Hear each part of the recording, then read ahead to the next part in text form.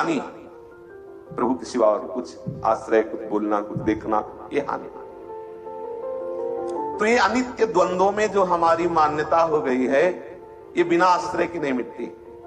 हम यहां पढ़ के बोल रहे हैं, यहां भी बहुत साधन, बहुत सब करने पर भी ये प्रभाव बना रहता है। हमारी बड़ाई हो, हमारी मान्यता, हमारा आग्रह बना रहता है, हमारा सम्मान किसको लेके बना रहता है? हमारा किसको लेके बना है? हमारे प्रभु या हमारे देह प्रभु? किसको लेके है? मान्यता किसको लेके?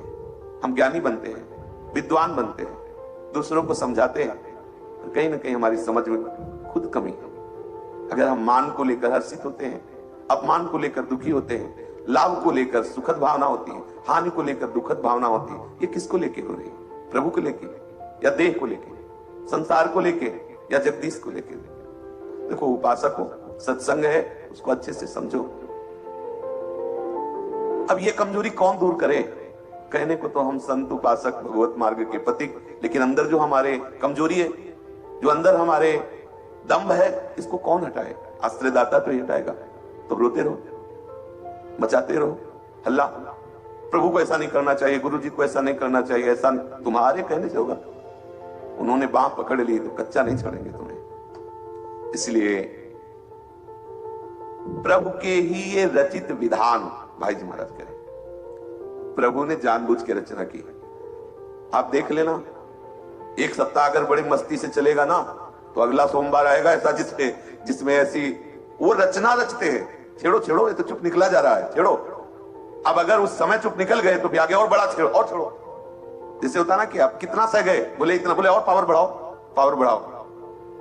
पूरा पावर लगा के देख लिया और कोई परेशानी नहीं, तब प्रभु आओ, तुम्हारा स्वागत है। बिल्कुल पक्का समझना। और निराश इसलिए मत होना कि ऐसे पकड़ में पहुंच चुके हो कि अब छुड़ा के भाग नहीं सकते। होता है ना, नहीं करवाना ऑपरेशन, जा रहे हैं तो डॉक्टर कहेगा देख लो आप, ऐसे डॉक्टर नहीं, तुम जा जाओगे वही गिरा के ऑपरेशन करेंगे। कोई रास्ता ही नहीं बचा है। कौन सा? किधर भाग के जाए? जहां भाग के जाओगे वहीं मान, अपमान, निंदा, स्तुति, इसमें समान बना के रखेंगे। जाओ, उपासना बदल दो, देश बदल दो, भेष बदल दो, लेकिन वो नहीं बदले ना। वो तो तुम्हें बदल के ही छोड़ेंगे, तुम्हें ठीक करके ही छोड़ेंगे। फंस गए। अब ले, हाँ, हम हरि में फंस गए, हरि हम में फंस गए, वो भी नहीं छूट सकते। पक्का सुनो, बहुत बढ़िया फंसाव फंस गया है। जय श्री भट्ट प्रेम रस बंधन, क्यों छूटे दृढ़ बंध। अब तो फंस गए, हरि भी फंस गए, उनको सुधारना ही पड़ेगा। चाहे जैसे हम उनके दास हैं तो सारा जगत अब कहेगा, नहीं कहे। और कहीं ना कहीं हम भी हृदय से मानते हैं कि प्रभु के दास हैं, कहीं ना कहीं प्रभु भी मानते हैं कि मेरा दास है। मानते हैं, वो मानते हैं, पक्का मानते हैं। अब ये जो कच्चाई रह गई वो हमारे गुरुदेव ठीक करेंगे, हरि ठीक करेंगे, प्रभु ठीक करेंगे।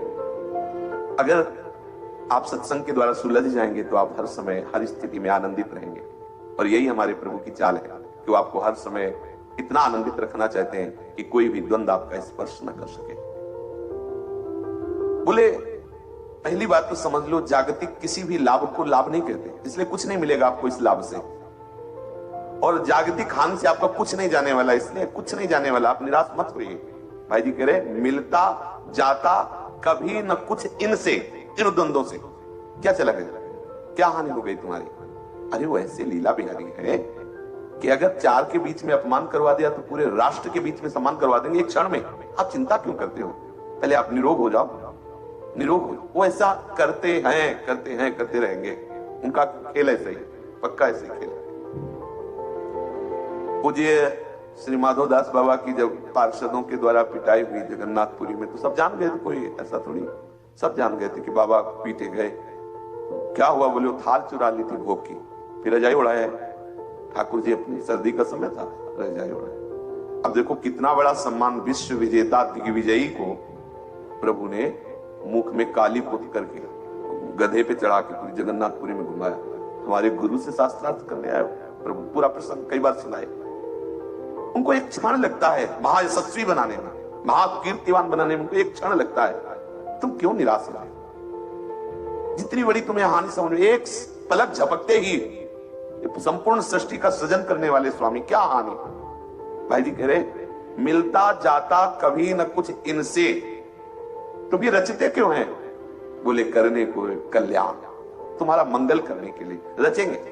ये रचना रचेंगे, बड़े बड़े संतों के जीवन में रचते हैं और मानेंगे नहीं, थकेंगे नहीं कभी। ये ऐसे स्वांग रचने वाले हैं, हमारी तुम्हारी प्रार्थना से मानने वाले नहीं है। जब तक हमें वो अपने समान न बना लेंगे तब तक वो छोड़ेंगे नहीं। जैसे प्रभु समस्त सद्गुणों से युक्त हैं, ऐसे महाभागवत जन समस्त सद्गुणों से महिमा से युक्त रहते हैं। प्रभु अपने समान बना लेते हैं।